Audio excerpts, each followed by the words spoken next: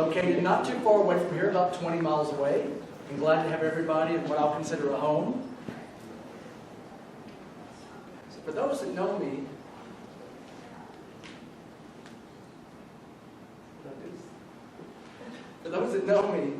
I've been considered frugal, maybe even cheap. Surprisingly, I'll spend hundreds and even thousands of dollars on making trips to the world of Disney. I've spent quite a number of years studying Walt Disney, the company Disney, and the theme park business. I'm going to share some concepts and ideas with you that I think will really help our business that we do each day. The first thing, I think everybody should have a mission statement. I don't care if you're an independent pro or you're at a club, you ought to have a mission statement. Disney, this enormous company at their theme parks, create happy guests.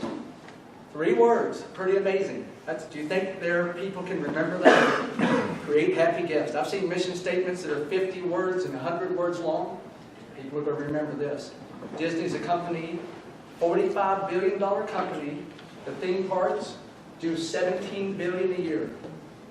Create happy guests. They have 11 theme parks and they're in 3 or 4 different countries right now. So they're not all just in the U.S., but it's pretty simple to remember. Everybody ought to have something that'll make it pretty easy. The next thing that I really like that they do is reveals. So when you go start thinking about a trip to Disney World, you start seeing commercials, and we all see these commercials on television.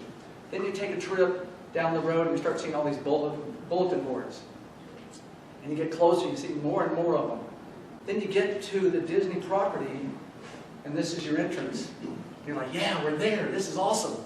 Everybody's shaking, and we always take a selfie when we get to this point and try to turn it and face it over there. And they have signs here that says, do not stop and take pictures. So as you go through this, now we're going to get to the parking lot. And in the parking lot, it looks like this. And wow, what an entrance. I mean, you didn't just get to Macy's here. You're kind of like the Atlanta Athletic Club parking lot. So we get to the parking lot, you take a tram or up to the main area, then you've got to get on a ferry or you get on a monorail. You make your trip over to the main area that you're going to get into the park. You go through the ticket turnstiles, and now you're at the train station. And you're on each side of the train station, there's these tunnels. Now we're really getting excited. You walk through the tunnels, and this is the reveal that you see. You see Main Street and a 200-foot tall Cinderella castle.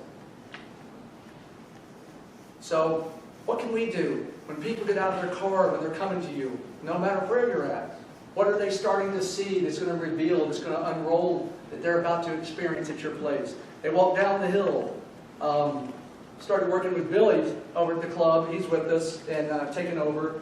And his thing is to have music all the time. So isn't that a great thing? You have music, kind of bring up the atmosphere, get people thinking about, we're going to have a good time now.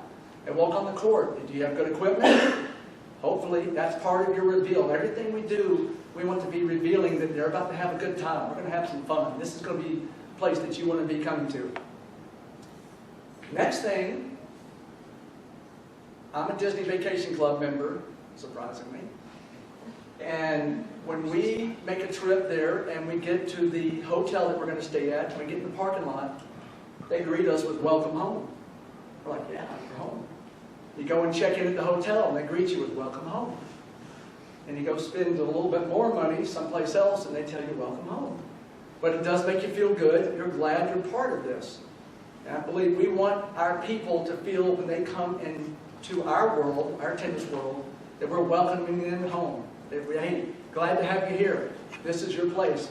Be here with us. So we need to do whatever we can to make people feel welcome, as we always do. But put that extra on there. You can just, whatever you do, call people by their name, ask them about their kids, whatever it is. We want to welcome them home. Now, when you go into the theme parks in the morning, and who all's been to Disney World before? Oh, very good. So if you're there in the morning, if you can actually get up in time and not be sleeping in until 11 o'clock, then as you walk in, the first thing of the day, they have all the employees out greeting you. They got Mickey hands on. They're waving at you. Hey, glad you're here. They don't necessarily say welcome home, but in this case, but It makes you, once again, it gets you energized, and we want to continue to do that. We want to energize people to be happy that they've come to see us. Sometimes people aren't real happy when they walk on the court. Hopefully they are when they leave from us. So, Disneyland put on a pretty big show for Michael Phelps after he won however many gold medals it was that he won. Now, we can't all plus our events the way that they did this. But anything that we're going to do, we need to try to plus it. So does anybody ever do like a throwback type of an event where they wear whites and they play with wooden rackets? And I mean, we've all done these things. Wouldn't it have been a neat idea to come up with some old-looking, they even call this a telegram. This has nothing to do, this was a wedding invitation. But the idea of, that's a plus. They let them know that this is what you're getting into, because this just looks like, you know, yes, it's throwback, and make everything, I wish it had a rusty staple in it at the top or something that would make it really feel like it's something old. So that would be a neat way to plus your event. Jeff does a margarita mixer that I just think is really cool, and he's plussed it by not just coming and playing tennis and having margaritas and Mexican food, but they do a tortilla chip toss into a big sombrero, and everybody's standing there trying to toss chips and land them in there. Get a jar of pinto beans, you have to guess how many are in there. The one that I would never want to do is you got to try to eat a box of tamales and see those little red beans and see who can eat them the fastest. That one scares me. But there is a way to plus just a simple event, add a little bit extra to it.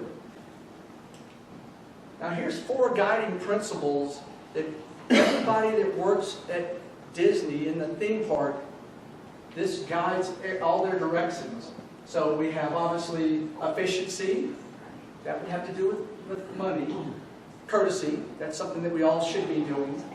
We have safety, and we have the show. And obviously you're at Disney World, it is a show.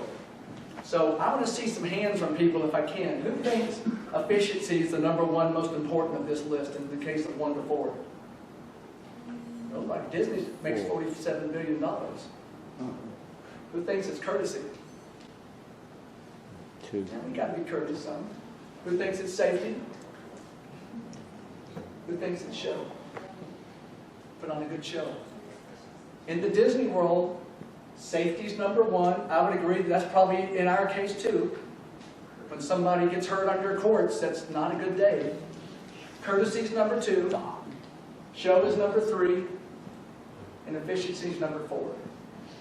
Because they feel that the first 3 will help to drive the efficiency and make you more productive financially if you're covering the others. And for us, show would be, once again, how does your place look? What does your equipment look like? How are you dressed?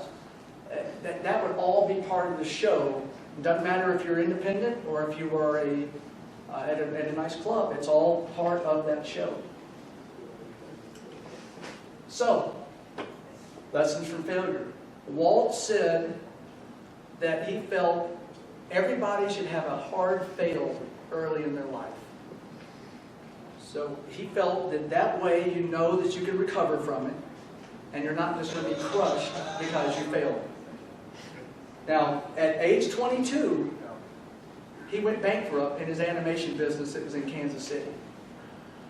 He got his imitation leather suitcase, threw some clothes in there. He didn't have a whole lot of clothes. Got on a train, took off for Los Angeles. He was going to get into the movie business. He was going to do a pivot. But then he pivoted back and got back into animation business and actually did pretty good over the years, I believe. So the idea is all the adversity I've had in my life, all my troubles and obstacles have strengthened me. You may not realize it when it happens, but a kick in the teeth may be the best thing in the world for you. That's a great quote. I love that. How about training? We all train. We either train people as we're coaching them, or if you train other people and other staff. This is a Disney training session that's called Traditions. Well, this looks pretty cool, doesn't it? And these people are going to remember more of what they're going through than if you're just sitting in a classroom, and just learning and going through it. So they find a way to make it fun, to make it interactive, to do kind of goofy things, And that really helps people to retain what they're trying for them to learn. And once again, they call it traditions. They've been doing it for years. It's morphed around. They don't have as long of a program as they used to have, but it still is a very effective program, and they're studying all over the world from other businesses to learn how they do this and how they do it so well. So, who are we? Who's that song by? The Who. That's right. Good job. This is the crowd. But at Disney, you're the audience. People that work here are called employees. But at Disney, you're called a cast member. Because you're putting on a show. And it can be a bad show and it can be a good show. Hopefully it's a good show. Right now, we're on stage. We're in an area that's out in front of people. There's areas that you can go through doors and you're backstage. Obviously, you've got to dress different, you've got to talk different, you've got to be different if you're on stage than if you're off stage. It all makes sense. So, the way that you can talk to people. What about the items that people are wearing here? I know that, I see Carmen in the back, that y'all have a certain shirt you wear every day. It's got to be a certain color. That's their uniform. Right? At Disney, that's their costumes. So if we're part of the show, we're part of the whole experience, then it's not a uniform, it's a costume. So, here's the last few lessons. First, do what you love. We're pretty fortunate. We do what we love. We don't have to preach too much on that. We're all very fortunate to have done that. Do what you do seriously. We make such an impact on both children and adults. You know there's a lot of people that come to our courts to see us, and how often, I'll even take a raise of hands, has somebody come to do a lesson and basically sit and talk to you the whole time? Yeah, so I bet everybody. So we make an impact, physically, mentally, spiritually. We make an impact on people, so we have to be very serious about what we do. I bet Coach Bradshaw was pretty serious about what he did, even though he had fun with it. Do it for others. Well, a lot of us do that. Help with the charities that we do. Share your vision of what you're doing with others. We are such a help that we have to make sure it's not just about us. Todd referred to that earlier. If you're only doing it just to make money, you're doing it for yourself. You're not really reaching out from your bubble there. Never just settle with your first success. So Walt had moved from Kansas City, and he moved to California. He's in the Anaheim area. Things were going good. He made the first talking animation. That was amazing. Mickey Mouse was talking. Then he did the Alice comedies where you put live and animation together. That was the first time that was done. And things were just going great. But his animation and cartoons were always put in front of a major movie. Well, he came up with the idea, he says, I want to be the major movie. Well, this was called Walt's Folly by everybody. Everybody out in Hollywood said, this guy's stupid. This is the craziest thing we've ever heard of. So he came out with Snow White. He was going to be the major attraction, and of course it was a huge hit. It just put the studio way up. So that pushed him forward. He could have settled. He never settled. Whenever he did something once, he didn't want to ever do it again. He said, I've already done it. When he built his theme park out in California, then they wanted to build one in Florida. He says, I don't want to build another theme park. I've already done it. But he wanted to build Epcot, which was the experimental prototypical community of tomorrow. He wanted to find a new way to build a community. And last, don't let obstacles stop you. We know they're going to come up there. He had plenty of them. He had money obstacles all the time. They would find a way somehow. They boarded something. You just have, as we know, we have to keep pushing through. We've all had tough times. Once again, we heard Todd say it earlier, you got to pivot. If something hits you, pivot, go to the side.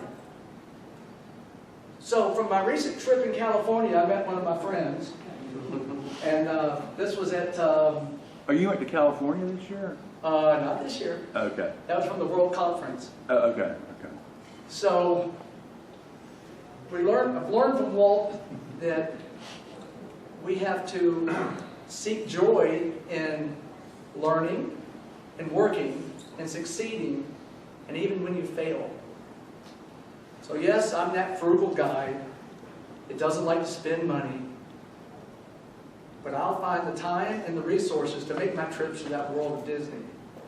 Now we have to make sure when people come to see us, they feel that same way because they're spending their time with us. Thanks.